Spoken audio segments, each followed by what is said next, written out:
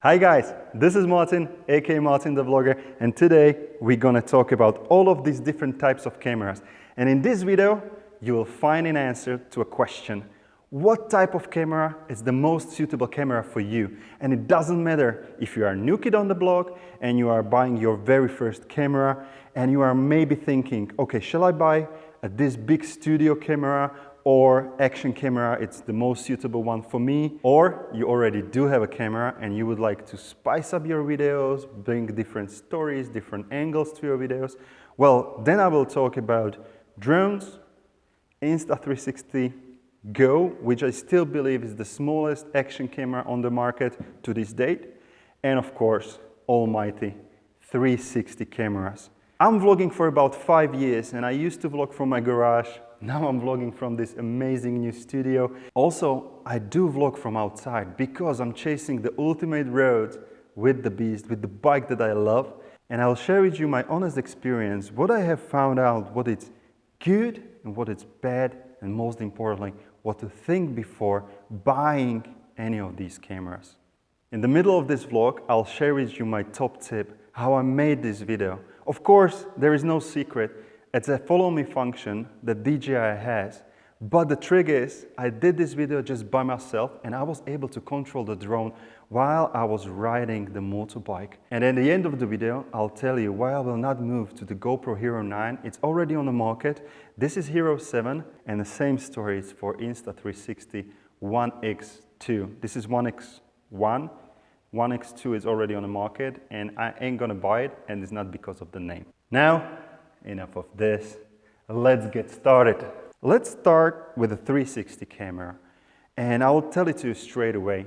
I don't think this camera is for beginners, and I don't think this can be used as a primary source of your videos. But let's start with the good things, or let's start with the positives. I absolutely do love 360 camera because they can spice up your videos and they can bring a different experience to your viewers.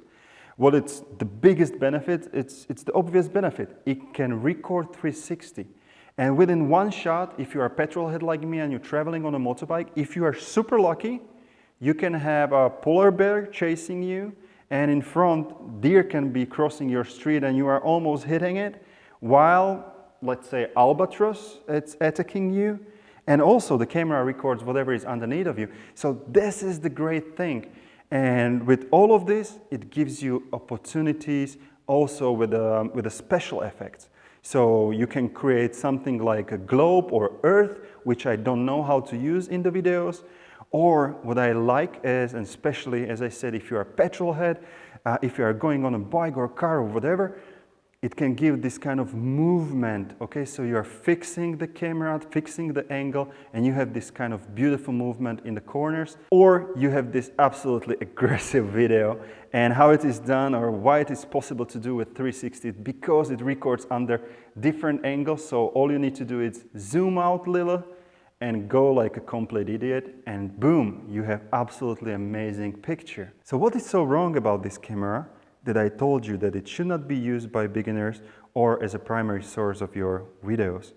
Well, actually it is the biggest advantage of this camera, the 360 angle. It's the biggest weakness of it. Why?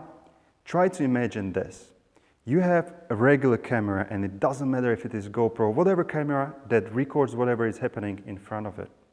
You go home, you take out the SD card, and you can directly upload whatever you want to the YouTube or to the social media. It's not the case with a 360 camera, unless you are really uploading 360 experience to the world, which 99.9% of the people are still not doing because of many different things. So with 360 videos, you will need to post-product them. And Insta360 has Insta360 Studio, it's absolutely intuitive, that's great. But still, you have a, let's say, 1 to 5 minute long video that has all of these amazing sceneries around you. And you just need to pick the right that you would like to present to your viewers. And top it up with the special effects that the 360 can do, and you can get nuts. And because of all of this, how I'm using it, well, I'm not recording videos longer than 2, maximum 3 minutes. And usually how I use it, well, I use it when I use hotel reviews videos. So when I'm entering the room, I'm absolutely loving the functionality of the 360. Or when I'm on the roads and there is a beautiful road, I know what type of footage I will get out from it. But again, I will just record only certain amount of video because the post-production, it's absolutely crazy. I almost forgot, super top tip for you in case you will decide to go for Insta360 One X.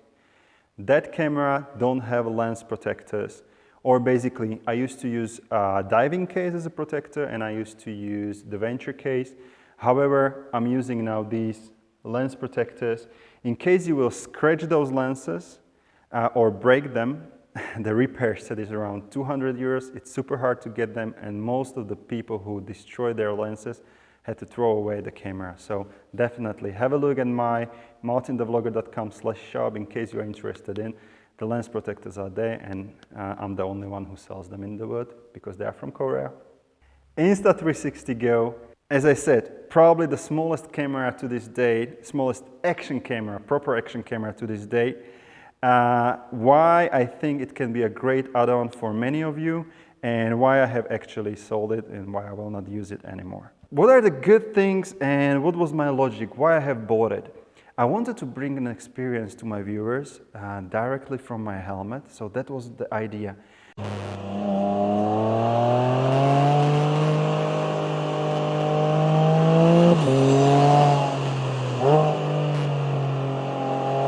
I saw it on an Insta webpage that they have come up with this crazy small camera with the great video quality.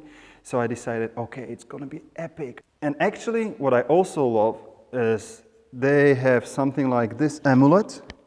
And for many travel vloggers, many vloggers that are telling their stories, you can just put it like this and you can set up the camera to record a video, let's say every 30 minutes and record it for 20 seconds.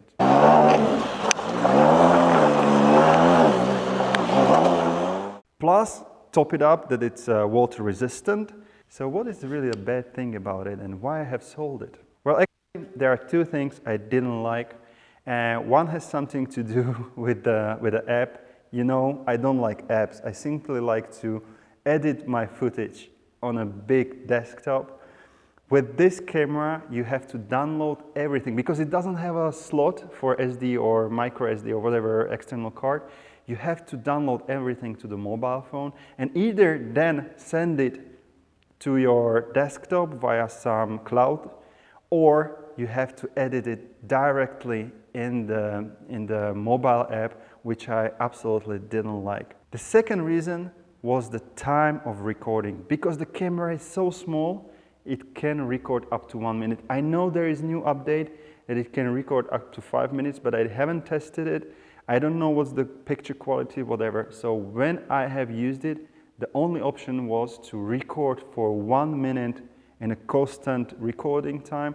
Then the camera needs to be off, I think, for 30 seconds or up to 1 minute.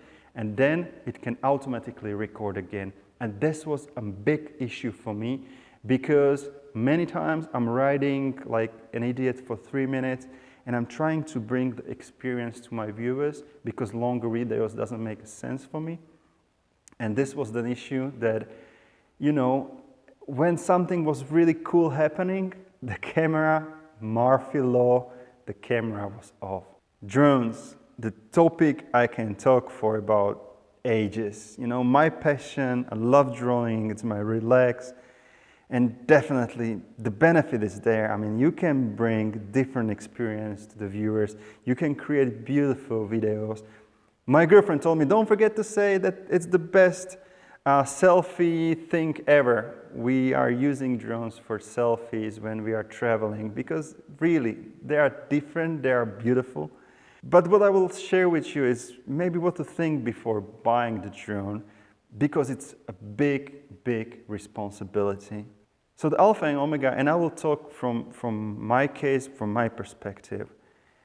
The biggest time consumption for me is knowing the local rules, knowing the conditions in that state, in the country, and also knowing the area when you would like to drone. For instance, it happened to me in northern Macedonia, in Skopje. I was droning and I was not aware that actually the building I was droning was a governmental building, which is a big problem, or it can be a big problem, and you can be arrested very easy for that. Also, understanding the local laws. Am I able to even fly in that country? Or am I able to bring the drone to that country? Great example, it's Morocco. If you will bring a drone to that country, you will be arrested immediately. Another thing what to be prepared for is that having or shooting a great footage is not like with the camera. You position it somewhere and you will have some kind of footage. With the drone, you need to learn how to fly. You need to learn the techniques, like how to create, beautiful, stunning video from some object or area that you would like to have. And this will require a lot of trainings, a lot of video watching, and a lot of learning different practices. Many of the drones do have already great functionalities that will help you to create stunning videos, but still, in case you would like to do something amazing, you will need to learn how to fly and how to make those stunning videos. Last thing on my list is to tell you that in case you are a person that is worried about losing something, is worried in general about things, the drone is a big no-no for you. So many times I have lost the drone in the air, and after a couple of minutes he showed up and I was just surprised, So many times the battery was drained and the drone was still 2 kilometers away from me, and it was really a stressful situation. So in case you are this type of person, protect yourself and don't buy a drone at all. Now if you will ask me who can really use drones, in terms of who can benefit, what type of different vlogger, YouTuber, or just video maker can benefit from it?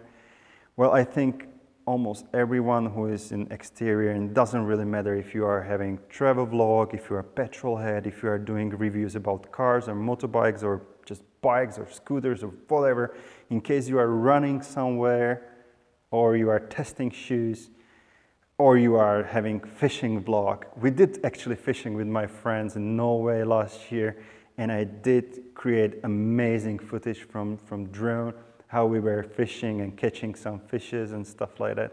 So I think drone and possibilities of using the drone, it's almost unlimited. Now my top tip, how I did this video, or how I'm doing this type of videos when the drone is following me. Of course, it's a follow me function from DJI, so that's not a secret. But how I was able to control the drone, how I was able to have a visual contact with it, which is one of the requirements when you are flying the drone. So the secret is actually this holder right over here that is produced by MTV Manufacturing, my company.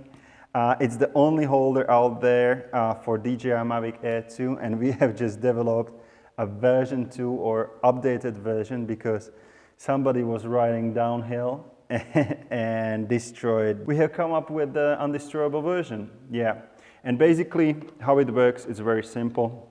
Whenever you have motorbike, whenever you have car, whenever you have jet ski, scooter, snowmobile, ATV, just regular bike, you're doing downhill, whatever, whenever you would like your drone to be following you and you would like to keep the visual contact with it, and of course you should be only using it on abandoned roads and where there are no people around and stuff like that. This is actually a great thing, how you can do really crazy footage.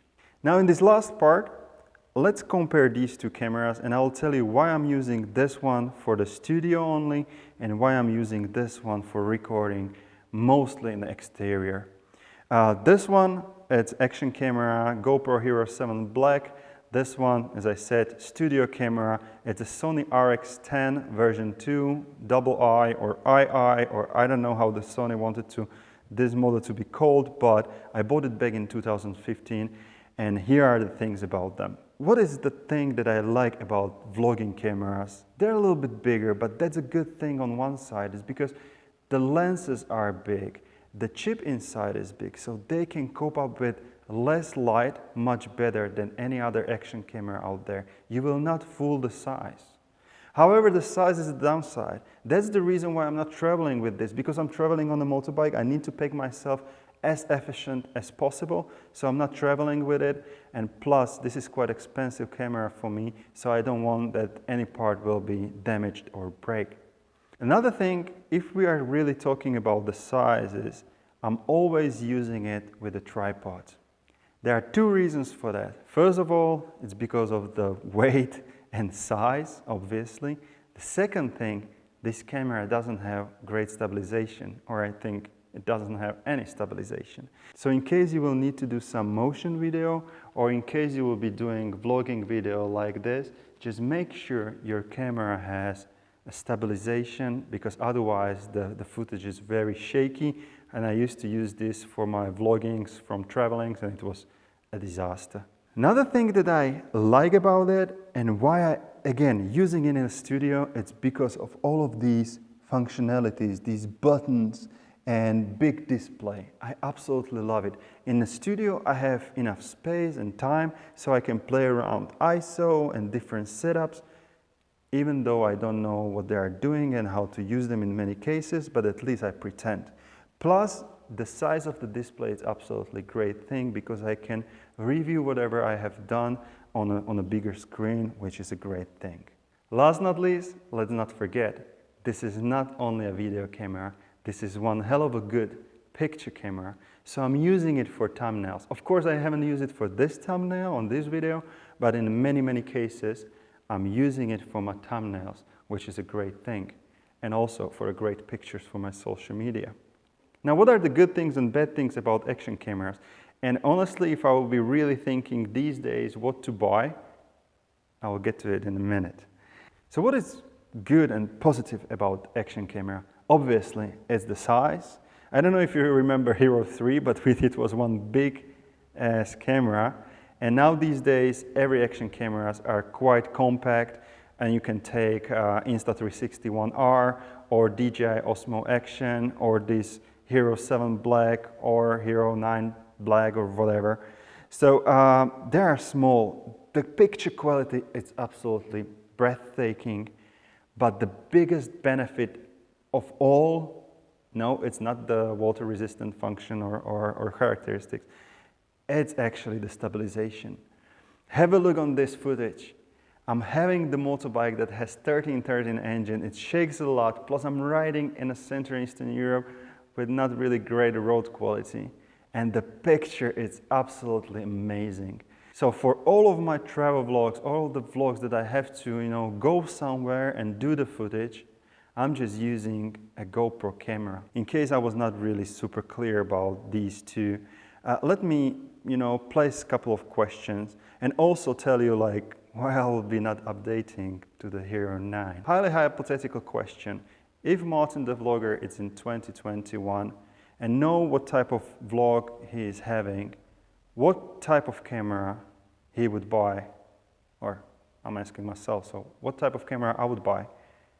I will definitely go with the GoPro or with the action camera, simply because this is something extra. I'm not recording that much in the studio that I need super great quality of the video, and still all of the action camera. I mean, action camera for me is not Chinese cheap stuff, okay? Action camera only for me is GoPro, DJI, or Insta360, period.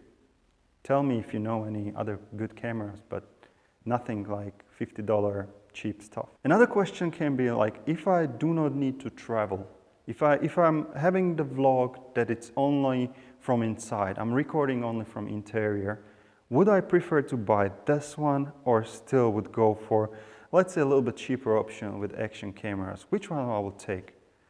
I'll probably go with this bigger studio camera, simply because I'll be searching for some kind of option that will give me a benefit of using it on my vacations as well, so I can take beautiful pictures with my family or whatever. And again, in the studio you have more time, more place, better quality of the video, better functionalities, and easier navigation around.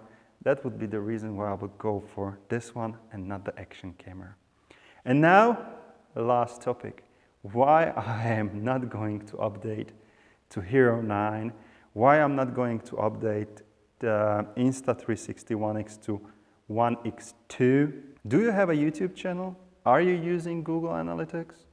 Well, my experiences and my viewers, most of them, or maybe it's the case of you as well, they are watching on a mobile devices and tablets, sometimes on the desktops. And there is only probably one person watching me on a television, which is my girlfriend and my 2 little boys. So therefore, the video quality that is produced already with the GoPro 7 Insta360 One X, it's sufficient. Of course, the Hero 9 will have much better stability, will have much better picture. Insta360 One X2 has much better picture.